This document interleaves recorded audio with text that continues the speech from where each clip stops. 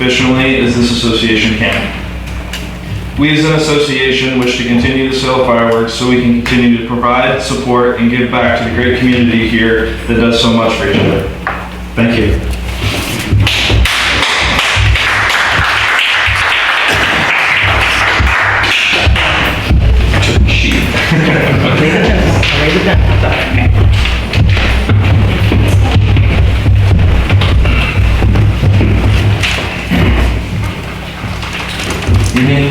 My name is Miguel, and I'm a firefighter for the San Miguel Fire Department.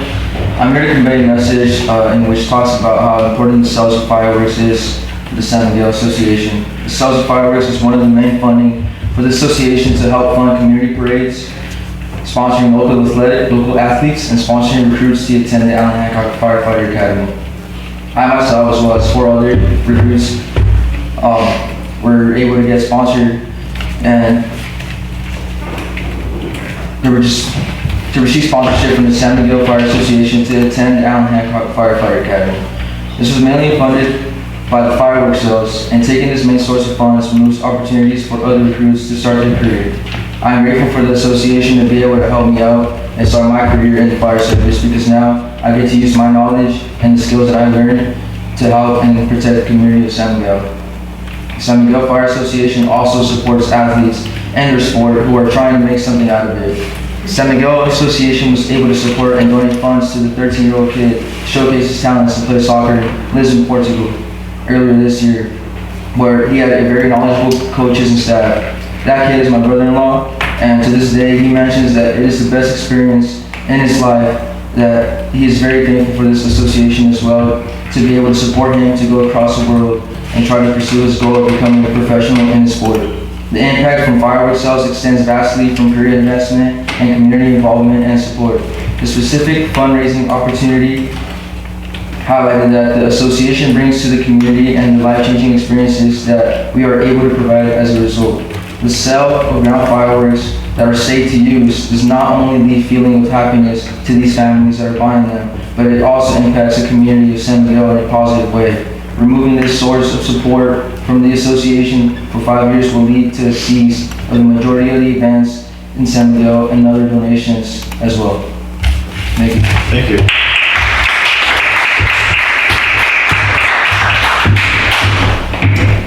Any other public comments?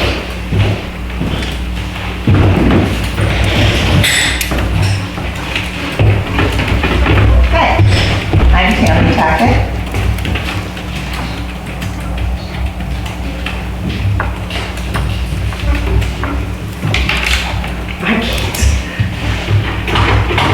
Sorry. When we have the fireworks and everybody goes out and does it right, the legal people, and not legal people, but the people who go out and do it legally. We go out, we purchase them, we sign waivers. I have a hose, I have buckets, I do it correctly. And I've also had the opportunity to go and help people stomp fires out. We are a community, and that's what we have to continue building. I enjoy the Christmas parade.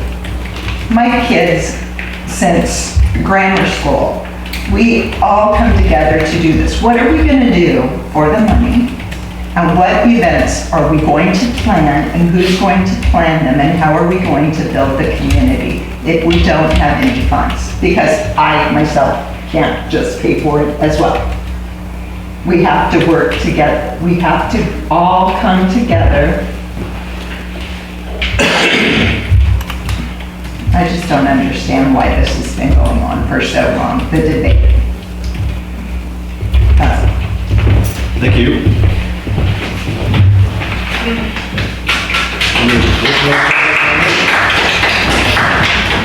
Give me additional public comment.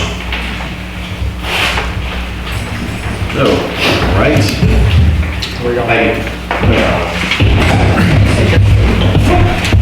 Yeah, do I need to sign up here? Yes, please.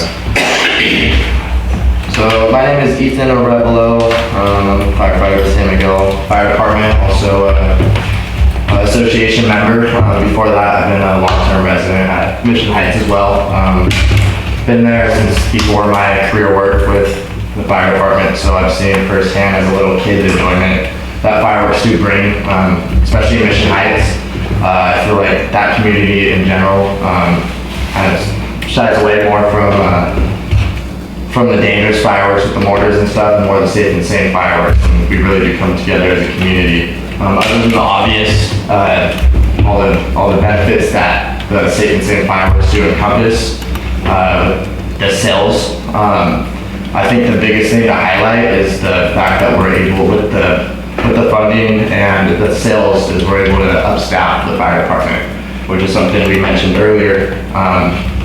That helps us mitigate patrolling around the community and confiscating the dangerous fireworks that pose the dangers. Construction, not to get too much into construction around the city, but the old wood construction, it's not going away. The new construction that we do build is safer for the fireworks that are surrounding our community. So again, the biggest thing I just wanted to highlight is the fact that we're able to upstaff and actually control and mitigate the danger fireworks. And I am also proposing that maybe we as a fire department could do more in disclaimers and public education in safe fireworks. TNT we do provide flyers and disclaimers for the safety of the fireworks, but I think something else that we could also possibly think and look into is possibly aiding in more public outreach and how to mitigate the risk from the dangers of the mortars and the more expensive fireworks that go up in the air and do cause dangers. So, thank you.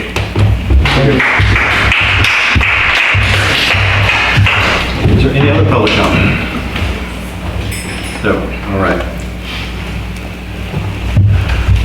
Would staff like to respond or rebut any statements or information presented by the public? I would like to make a clarification, and if the board directs me to, I would be happy to have a conversation with TNT's legal counsel on what authority they think it is that community services districts have, but I have done the research and we've discussed this on several occasions, and community services districts are not the same as fire districts. Fire districts operate under an entire legislative act dedicated to them, which does provide them with police power. The Constitution of California provides counties and cities with police power, and counties delegate powers that CSDs have. And unless the county has delegated their police power to you, you do not have any, and you cannot exercise it. I'm not an attorney. I don't pretend to be an attorney. I just brought the research that our attorney provided, which I'm sure, Yes, that's fair. And then, like I said, if you'd like me to speak with their legal counsel, I'd be happy to. depending on what the board says, would be sure. Okay, I But appreciate again, I that. have no, I can't rebut or agree on any of, from that point of view, guys. You gonna pay the attorney fees? I'll pay ours. No, if we have an attorney. Thank you for that, counsel. Thank you. Any other comments or anything from staff? Okay, so we'll close the public hearing. We're on to board comment on this item. Director, you have some feedback. Yeah, I do. So I've lived in San Miguel since 2019. I was at a time part of the fire station. I've been, from being here in San Miguel, I thought one of the most special things about San Miguel was how they allow the fireworks here. The safe and sane fireworks for me, my children, I have 3 young kids. I mean, it was something that, they loved, like any other kid does. I've seen the communities around here, how everybody comes together, and, one neighbor might not really talk to another, but usually on 4th of July, they're all outside in front barbecuing or whatnot, spending time with each other. I feel like the main problem is the mortars.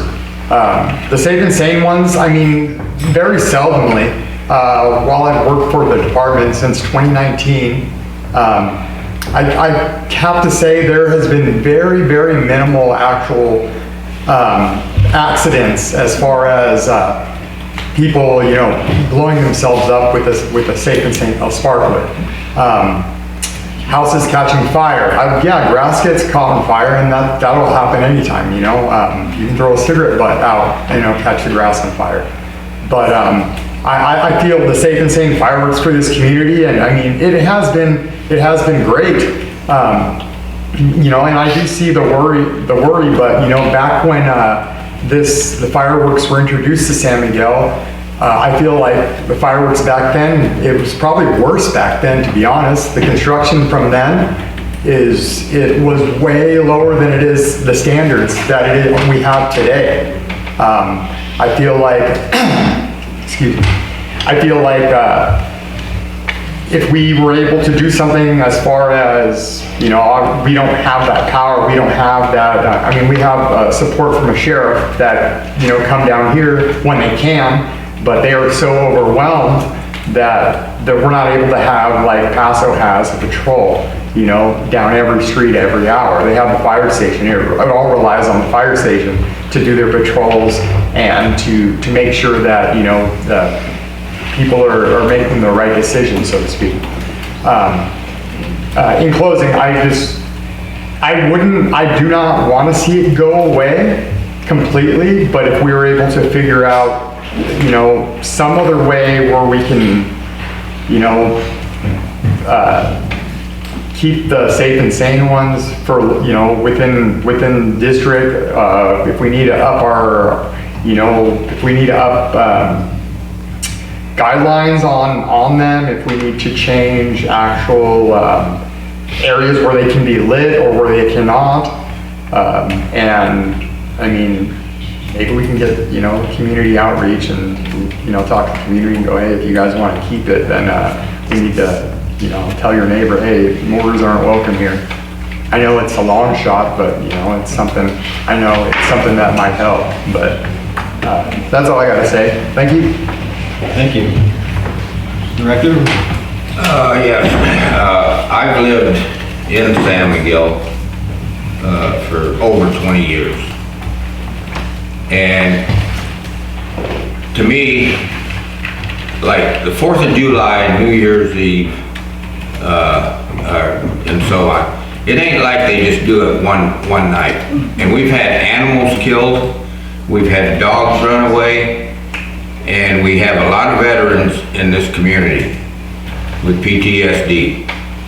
And they don't need to be hearing all these fireworks and everything. And they're definitely a safety hazard to this community, and so on. And I just think they should be banned completely. And safe and sane fireworks, in my opinion, they're an incentive for people to bring the illegal ones in.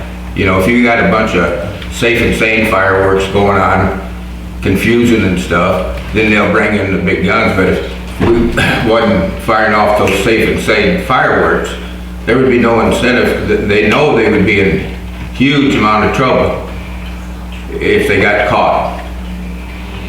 That's what I think. But like I said, it's a menace, it's a safety hazard, and it's just not good. And I've asked Chief Scott, I says, you know, that he's saying how much money he makes. I've never got an answer on how much money is made from safe and sane fireworks. And I've asked that question 2 or 3 times, never get an answer. So, you know, they can come in here and say, well, we make all this money and everything. Well, how much do you make? You know, let's get the facts out on the table. That's all I gotta say. Isn't that an association? Yeah, so I would like to say, excuse me. Sorry. I was just trying to understand the difference. Sure. So I appreciate everyone coming in and providing comments and feedback on this issue. It's obviously a very sensitive issue, and I certainly see both sides of it. I can appreciate all of the things that the association does with the funding that's derived from this. What I would say is that everything I've heard makes it seem like that selling fireworks is literally the only revenue stream that the Firefighters Association could use to generate money to do good things. And the simple fact is it's not. There are, you know, hundreds of things that the association can do to generate revenue to provide these things. It's not the only way to make money. So while I appreciate what you guys do with it, it's not the end all be all. There are other sources. You could have fundraisers and do everything else. So in that respect, I think we're selling ourselves short that there could be other things to do to make money. Secondly, I'm hearing all of the benefits of having legal fireworks. I agree. When I was a kid, I lived in a neighborhood in Orange County where fireworks were legal. Everyone had their barbecues out. All the parents sat around, drank wine and beer, and carried on all night. And kids let off fireworks in the street, and it was a great time. And not long after my youth, they were outlawed in the city that I came from, and it was incorporated. They had the right to do so. So I understand that side of it too. What I would say is that more than one person, including the three people on this board currently, have said that while there is a safety issue with the Safe and Sane fireworks, the greater obstacle is the illegal fireworks. So I've heard everyone talk about the legal fireworks, which is great. I'm not just going to argue about it. I agree with you. However, no one has offered a solution or an idea on how to prevent the illegal fireworks. So the TNT. I was gonna say, I thought we did, but. That's not a solution, and I'll tell you why. So we can provide literature, we can provide guidance, we can provide all these things, and we know for a fact that alone is not going to cause someone not to go to Mexico, to Arizona, to Tennessee, and come back with a truck full of fireworks, give them to their cousins, and all light them off in San Miguel. They don't just light them off from people living here, right? They come from King City, from Paso Robles, they drive here and light them on Mission Street. Okay, so it's not like it's a problem where, a few of them go off. It's like Beirut, or Afghanistan. It's literally not like that on the 4th of July. And so what I'm more describing what's the problem in the entire state. I understand. It walked away from its responsibility. And they're illegal in the entire state. Right, so when I'm talking about a solution, for example, TNT realizes the problem across the entire state. Is TNT deriving a fund to offer enforcement for communities that don't have any enforcement? For example, the C.S.D, we have no police powers. Yes, we do. So there's a funding source that we can use that you will provide us. Absolutely. To what kind of enforcement can we get? That's the issue. That's the question that would have to be worked out with the C.S.D and with your attorney, obviously. Right. But one of the laws that we did pass, as I said, allows you to impose up to a 7% surcharge. This is what Templeton's doing on the purchase of fireworks, that would go towards offsetting your costs against illegal fireworks. So yes, they're our number one competitor. It's not How does that stop the problem?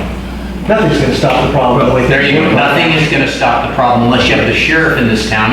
And you've already admitted that the sheriff doesn't come here because he's undertasked, he's overtasked. Right. And as far as administrative citations, if we ever went to that policy, that's the worst thing you could ever do, because if you get cited by a police officer, you get to stand in front of a judge. If you get cited by administrative, you got nothing. You have no rights whatsoever. No, that's not. This is a discussion. Sorry, not a discussion. Well, he gets to talk, so. No, I was talking. Sorry. So this is not a discussion. This is not a discussion. My point is that if everyone wants to keep legal fireworks, and it seems the consensus of everyone in this room is the illegal fireworks are the real problem. Correct. So I have been sitting in this chair for this term for about a year. I was on this board previously, and I had asked repeatedly, countless times, what are we gonna do? How can we not have illegal fireworks? So this is going on 5 years now, and there's still not a solution. I was told we could get drones for tens of thousands of dollars. And guess what that does? It tells you where they are. So what? What do we do then? We can't do anything. There's nothing we can do because we have no police powers. It's like we can drive over and say, we're gonna arrest you for shooting off fireworks. It doesn't work that way. So there has to be a solution. If everyone's so passionate about keeping legal fireworks, what I want is a solution. Meaning, if you guys are gonna hire police officers from Santa Barbara to come here on their off duty and patrol the streets and arrest people or fine them, whatever, take their fireworks, then that's a solution.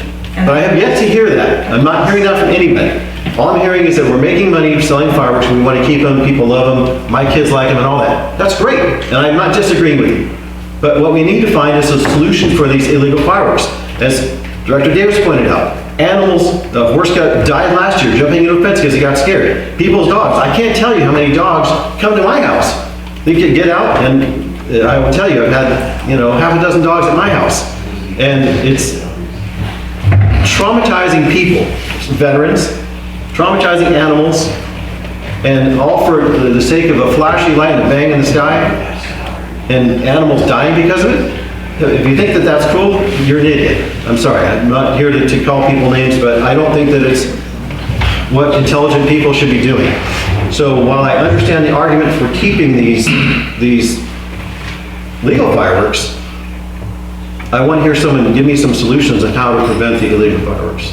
So our past efforts, if I may, were that we would do foot patrols and we would peacefully interact with people who had illegal fireworks, and we would confiscate their illegal fireworks because we have the authority to do so. And that worked. And we showed information of how many fireworks we took off the street, hundreds. And that was 1 year. We didn't broadcast it previously because we didn't want to look like the bad guys, but we were out there, we were interacting with the public, and we were taking illegal fireworks off the street. Up until last year. Last year, social media, with information being cast out saying, well, we don't have the authority to do that. So I wrote a memo and sent that forward, and you all received it, and what the result was that the words that were said on social media by 2 individuals put the department and the entire community at risk. So we did not exercise that authority to go out and confiscate illegal fireworks, because most of the time, people using illegal fireworks have been partaking in beverages or other activities, and we are vastly outnumbered. So if we could peacefully go up with a 2-man crew and interact and remove those fireworks and say, have a nice night, we're successful.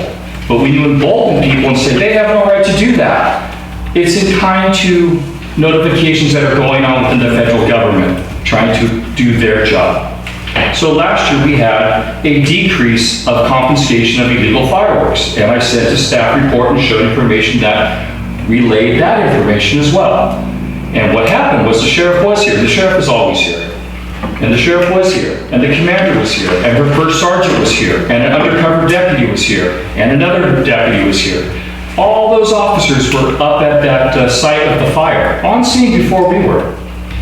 And as the patrol officers went through, and the commander herself, and they confiscated a few illegal fireworks, what did they do with them? They gave them to me. Because we're the fire department, we're the AHA, we're the people that dispose of these illegal fireworks. I asked them, where are these fireworks? They said, they're in the back with the guns, we don't want them.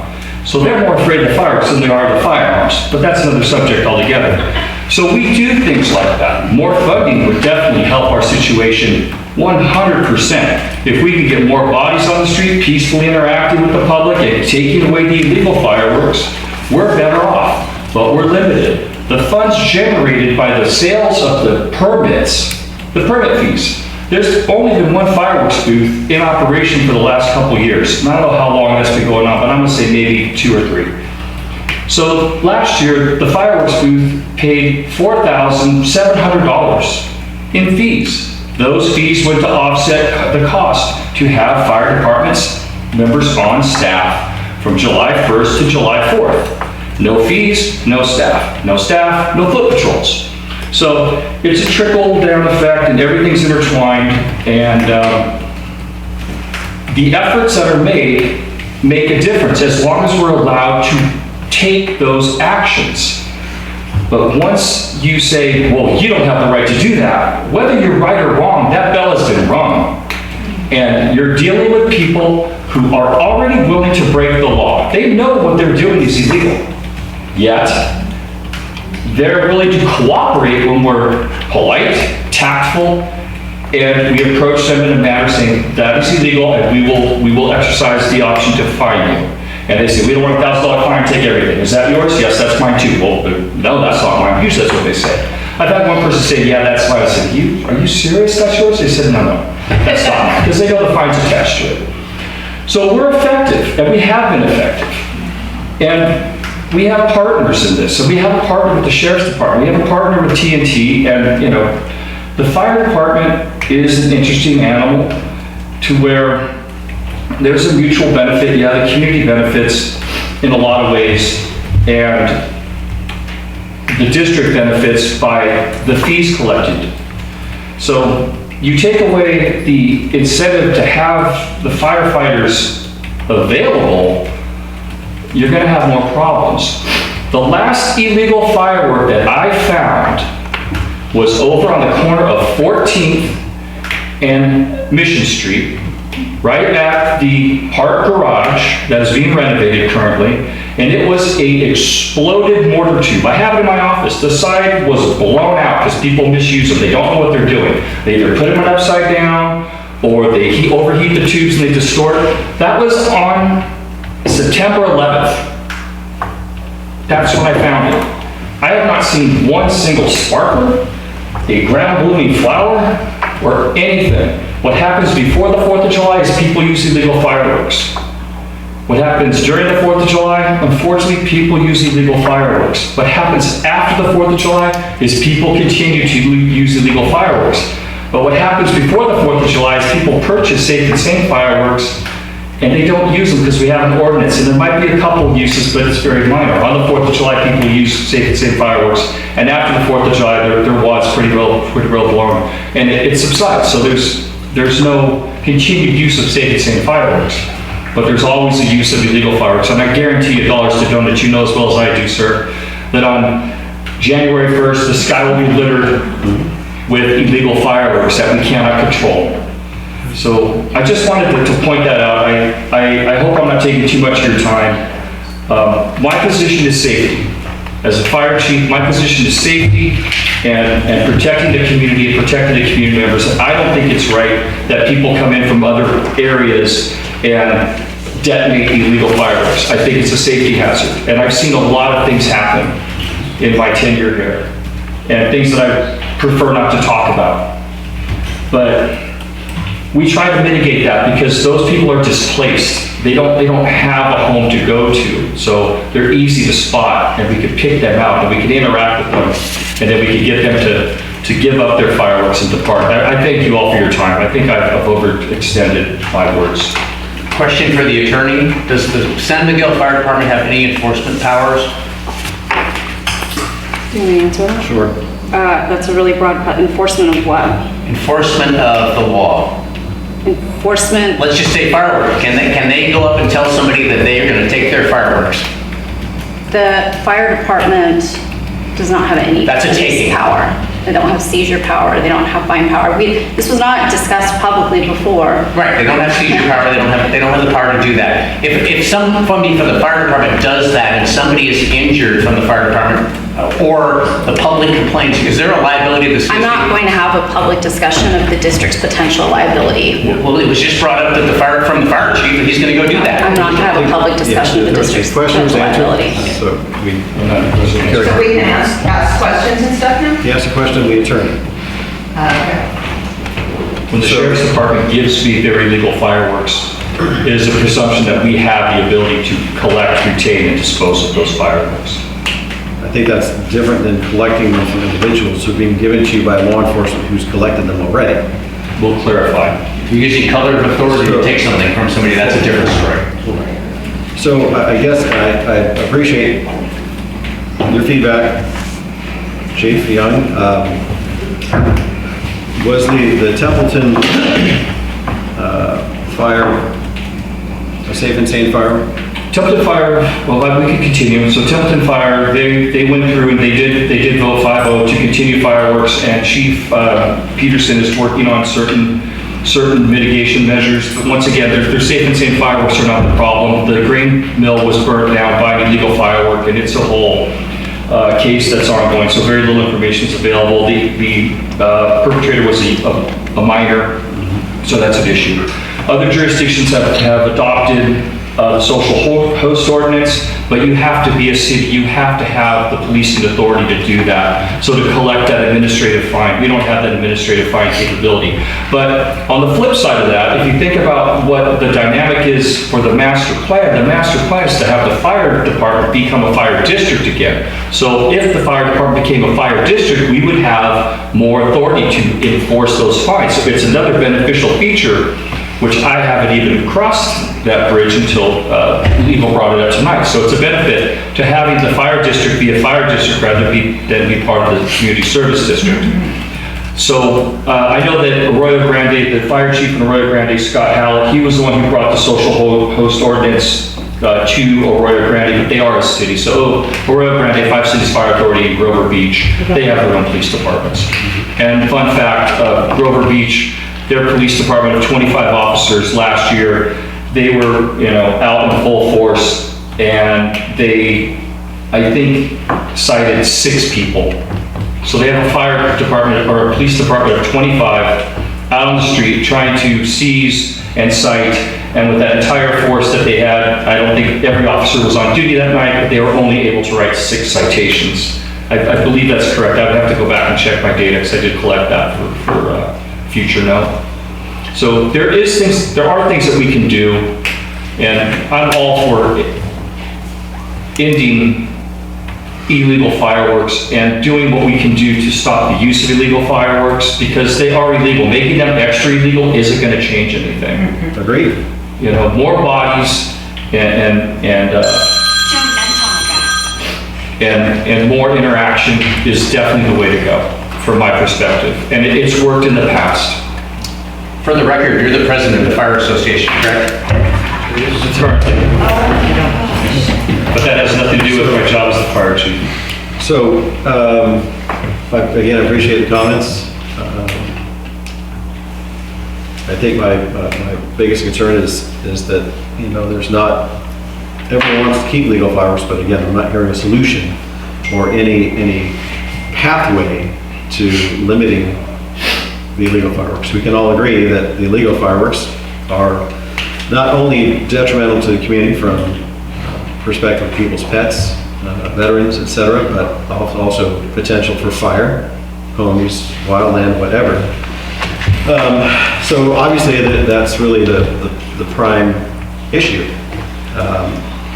Could I interrupt you one more time, sir? Sure. I honestly feel that we've spent a lot of time on this, and I don't really know why, and I'm not really sure what the end game is for this particular ordinance, to go back 3 years and try to repeal something that we've had in place, because it makes no difference. It's not going to change anything. We should be working on the current fire code right now. I should be bringing you the 2025 fire code. That's where the other jurisdictions are. The other agencies, Templeton is bringing their 2025 fire code, yet we're going back to the 2022 fire code. And we should be moving forward. And it's however the code is written, or however our ordinance is written, but there's a mechanism to leave the safe and sane fireworks in place, come up with solutions, and then when it comes time to vote on it, the board has the opinion, the decision or the opportunity to vote whether or not they want to allow fireworks or not, as written. So that's my perspective. That's where we should be right now. We should be talking about the 2025 ordinance 01-2025, or whatever it might be, 02-2025, the adoption of the California State Fire Code, and